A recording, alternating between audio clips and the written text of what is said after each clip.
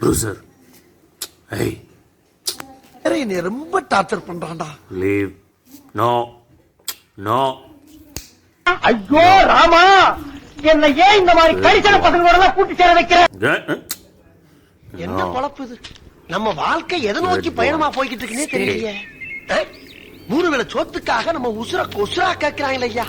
நம்ம உசுறு இவங்களுக்கு அவ்வளவு சீப்பா போச்சு. நம்ம வந்து போச்சே. மூஞ்சி டம்மியா இருக்குன்னு பாக்குறியா? அடி ஒண்ணுன்னு அம்மி மாதிரி இருக்கு தெரிஞ்சுக்க. உன்கிட்ட எப்படி வசூல் பண்ணணும்னு எனக்கு தெரியும். லோல் பண்றான் பாரு.